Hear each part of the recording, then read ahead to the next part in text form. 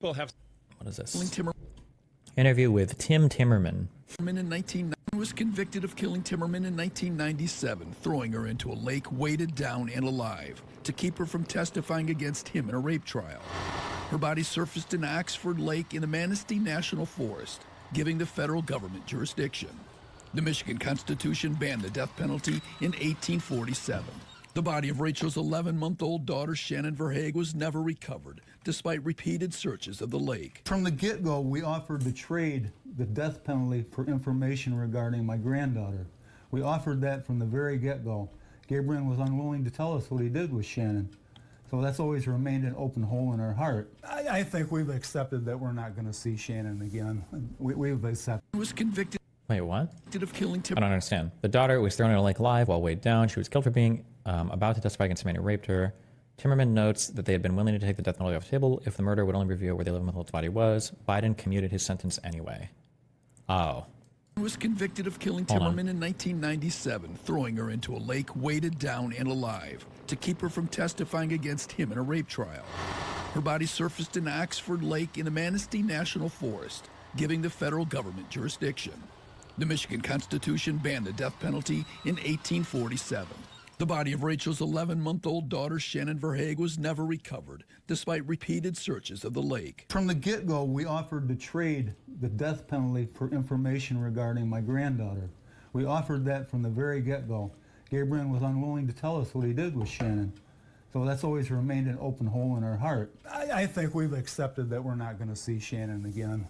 We've accepted. He was convicted of killing. What is this doesn't feel like a good thing for Democrats who need a national project to rebuild our brand and to focus on. I don't understand. He commuted the sentences of nearly every federal death row inmate to life in prison without a chance of parole. What was the rationale? Because he just doesn't like the death penalty, or? Gotcha. What are your thoughts? What are your thoughts on the death penalty? I'm like slightly in favor of it. Like 55-45 in favor of it, but I mean, like, I could be moved either way. I don't know. I don't have like a huge opinion on it or anything. Or I'm not like strongly in favor or opposed to. When the majority of people anti-death penalty? No.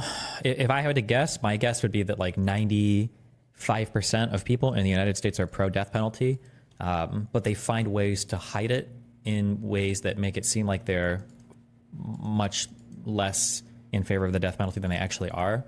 So people will say things like, I'm not in favor of the death penalty, but what they're actually saying is, I don't think that these crimes are even that bad, so I don't think we should kill people for them.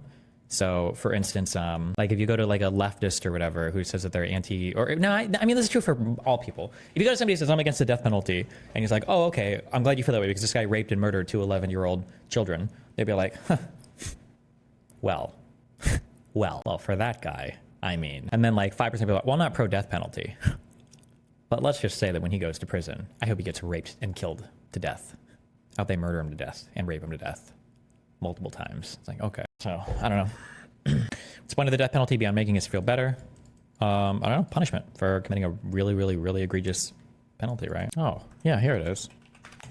I think this is most people's positions. Yeah. I know it's a small issue, but what's your general opinion on like affirmative action shit? I mean, like, people will say shit like affirmative action is cringe and it doesn't matter and representation isn't important. And then they'll turn around and say, there was so much DEI that I completely 180'd every single political position I have in my life, which makes me think that, well, maybe things like representation and how people treat you and act like towards certain people, maybe that actually is important. So, I don't know. It really makes you think. What is this? Don't you think innocent people being executed on death row is reason enough to abolish it? I don't know if I find that argument super convincing. I guess it would have to depend on the percentage of people that were innocently executed. Like I'm sure some percentage of people are innocently like sentenced to prison terms, right? But I don't know if you would get rid of all of prison because of that. But then again, I also don't know how important it is to even kill people. Like, what's the importance of like executing somebody versus putting them in jail for life? Yeah, I don't know. The percentage has to be less than 0.001%. For what? I don't think we accept that percentage for anything. But average hourly earnings of production and non-supervisory employees. Total private consumer price index for all urban consumers. Why would you get rid of supervisory employees? Okay. While being wrongly imprisoned is bad, you can't exactly unkill someone. You can release someone from prison even if it has lasting negative effects on their life. Well, I mean, let's say that somebody let's say that you got locked in prison for 10 years, and then you got released and then you were innocent. I mean, like, you can't get those 10 years back, right? Take 10 years off the judge. Base. The death penalty seems to end up being more expensive than life in prison also. Yeah, but that's not a convincing argument for anything, right? Because the only people that say the death penalty is more expensive than life in prison are usually people that are anti-death penalty. But if we were to make it more efficient and less expensive, not a single person using that argument would change their mind. So I don't think that matters much. As one of the largest anti-MAGA influencers, are you worried about personally being fucked with by the upcoming administration? Not really, but I've spoken. I don't know. The safety thing has got pretty spooky. I always used to, wait, did I used to say this joke? That like as long as people like Nick Fuentes were still alive, that I'd feel like pretty safe, and everything going on with him is one thing I'm gonna try. One thing I have a friend coming over in a few days. So I'm gonna spend like 3 days locked in a room thinking about this because I have to figure out like what is the direction I want to take my content, what is the direction I want to take my community, how much do I want to build bridges versus like cutting away people, like what do I want my project to be? These are all still ideas that are bouncing around in my head. I don't know how much more of like my psychological energy I can spend on people like this. Does Destiny just want to see bad people die, basically? Like, if I had said that I was like 99-1 in favor of the death penalty, then maybe I could even then that would still be a stupid sentence, but I don't have a super strong opinion on it one way or another. The people have spoken. The people want change. And we're going to give it to them. They will get what they asked for. I think this is going to be the most transformative presidency, perhaps since the founding of the country. Perhaps since the founding of... I think this is going to be the most transformative presidency, perhaps since the founding of the country.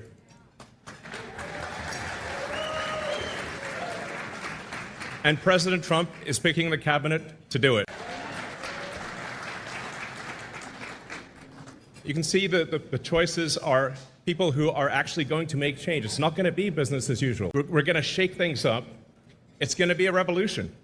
And we're headed towards, I think, a fantastic future. I'm super excited. I look forward to experiencing that with everyone. Thank you. Do you favor rehabilitation? Why do you support the death penalty? I don't think our current system is pure. I don't think our current system is rehabilitative at all, or it doesn't seem to be. OG, I know it's not comparable, but as someone who lives in a country with a literal dictator that actually arrested every dissident voices, from politicians to journalists to content creators, please don't underestimate MAGA or their fascistic ideas. Yeah, rip.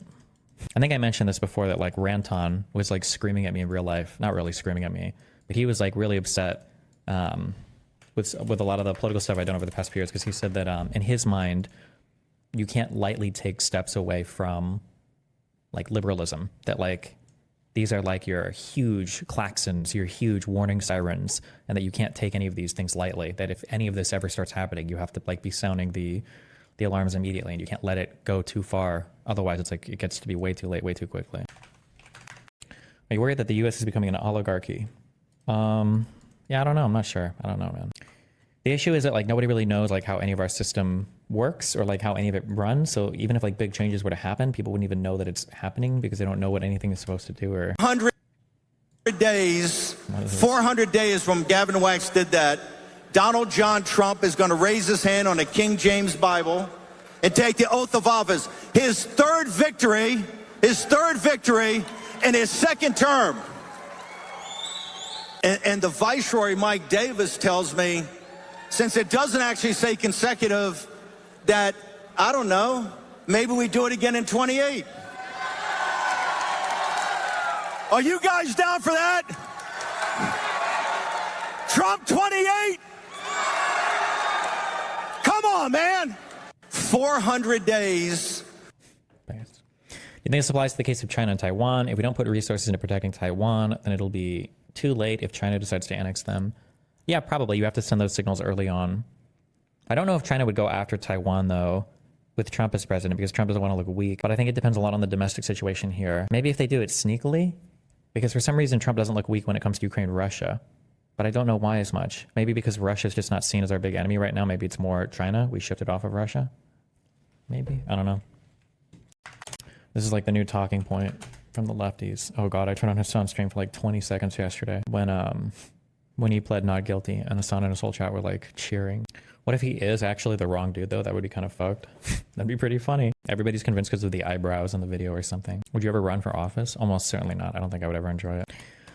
I don't know if we've read too much legal shit or I'm watching just too much Suits or whatever, though. The more I think about it, if I were to just like say fuck all this and retire from streaming and just like do a real thing, the lawyer shit does look like a lot of fun. I'm not gonna lie.